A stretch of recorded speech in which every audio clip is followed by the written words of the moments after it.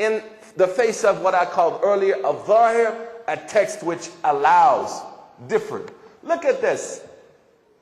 Subhanallah. Abu Hanifa rahimahullah, he said you can pray salah without Fatiha. It's not the strong opinion, but that is him as an imam. I'm not talking about the Hanafi school.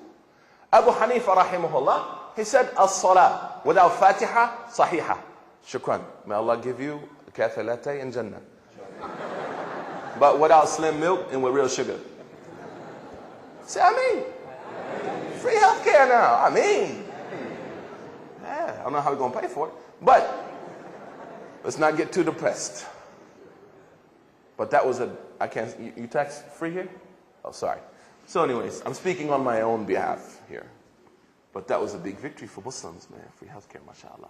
Anyways, so those texts which are fixed are called Sharia. Those texts which are not, which I said scholars differ, when those texts are absent, or there's no text at all, or in the face of a text that allows difference, which is called what? Al-Zahir, mashallah. Look at Abu Hanifa. When I said, how come someone doesn't have to pray Fatiha in Salah? He said, قال رسول الله صلى الله عليه وسلم لا صلاة إلا بفاتحة الكتاب. He said, the Prophet said that there's no prayer without Al-Fatiha.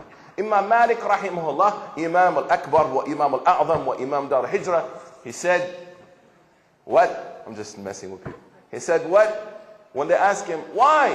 Why do you say that you have to read Fatiha in Salah? He said, قال رسول الله لا صلاة إلا بفاتحة الكتاب. The same hadith that Abu Hanifa used, Malik used. Which means they understood the hadith the same or differently? Differently. The same text. Two geniuses. Actually, Imam Abu Hanifa is Imam al-A'zam bila shak. Wa Imam Ahmad is Imam Ahl Sunnah. But here the same text, two profound intellectual giants are coming to two completely different conclusions. This is al-Zahir. And this is the proof for freedom of expression in Islam. Freedom of thought. Why? How did the Muslims lose that intellectual integrity and freedom and impartiality that was the benchmark of the early Muslim community and turn into a community that says flying kites is forbidden? And I'm not making fun of anyone.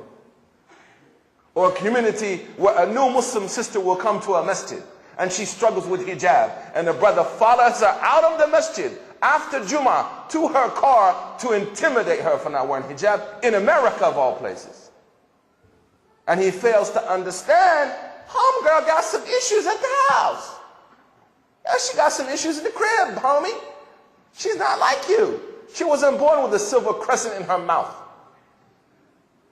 How did the ummah transform itself from being a community of vitality, a community of dynamics, to a community of muqallideen, of people who simply want to repeat what they've heard and not give their mind an opportunity to engage in what they've heard? And that's when I like to hear a sister come to me and say, I don't really understand why hijab is fard. I don't think it's fard. Let's talk about it. I would rather talk to her than someone who thinks they know everything, because she's using her mind. And Allah said, لَعَلَّكُمْ تَعْقِلُونَ. And Imam Ibn Jawzi said, the greatest blessing of Allah after revelation is al-aql, is the mind. And the aql comes from a word which means to move, to groove, man. Friday night, yo. To function, not to sit and be stagnant, but to be active. So here's two great legal giants. They cannot come to a conclusion on an issue based on the same text. So if I was going to ask you, what type of text do you think is more in terms of quantity? The Sharia, Nas, or the other? The other. More than 95% of our rulings are based on the other. What does that tell you? And that other is called fiqh. Al-fiqh. Sharia is from Allah, but fiqh is from the minds of people, their understanding of revelation. And now we get into how to live Islam in America, how to function in America as Muslims.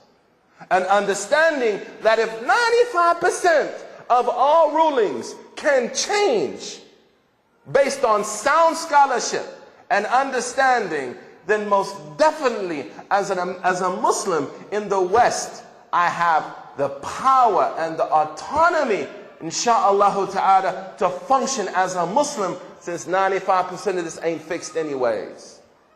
And when you talk like that, people start getting scared. Well, he's trying to Americanize the religion. I am trying to Americanize the religion because I live in America. But I'm not trying to change what's fixed. What's fixed is fixed. But don't bring me something from Punjab and tell me that's Islam.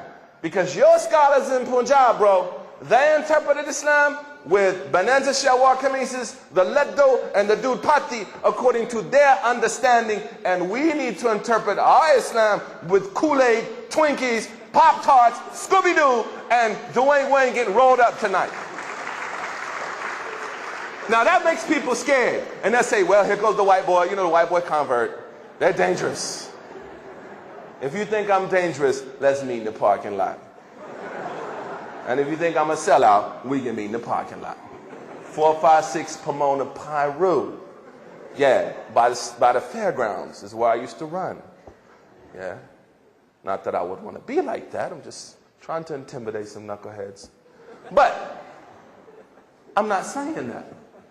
But what I'm saying is you're going to have to give an understanding and thought to that process. If the majority of texts in Islam are zahir, and if the majority of texts in Islam are not fixed, then we have to start looking at things a little different and say, maybe we can do some things here. Why?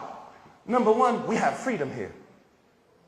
Albeit limited, albeit over the last 8 years, things have certainly gone down, you know, I don't want to say a dead end, because that metaphor be kind of scary. I say maybe we hit a school zone, 25 mile an hour. But we can gather here in a place like this, and ain't none of us worried about going to jail tonight, or our husbands disappearing, or our little boys getting tortured, right?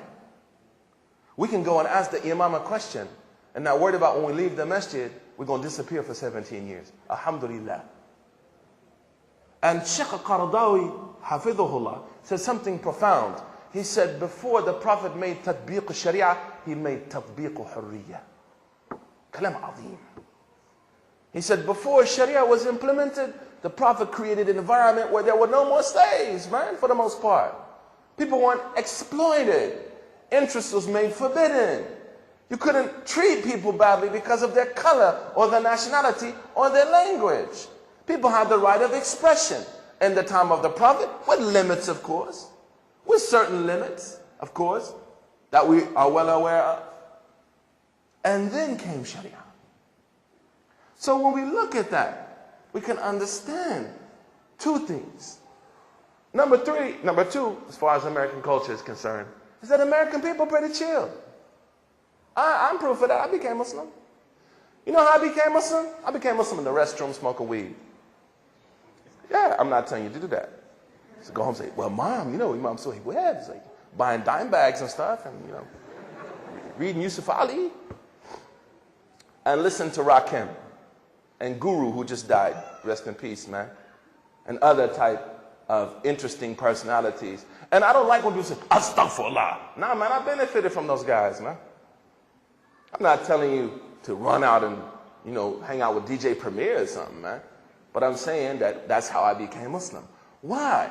Because I thought Muslims were pretty cool. And one thing that I knew in the streets, and this will surprise you, is we thought Muslims are down. Muslims believe in the truth. Muslims believe God is one. Muslims, they respect their women. Muslim women don't carry themselves in a bad way. We knew that.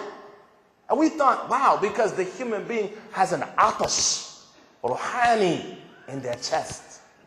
And we see Sheikh Faqih, my sheikh here, told me every week in this community, someone walks into this masjid and does what, sheikh?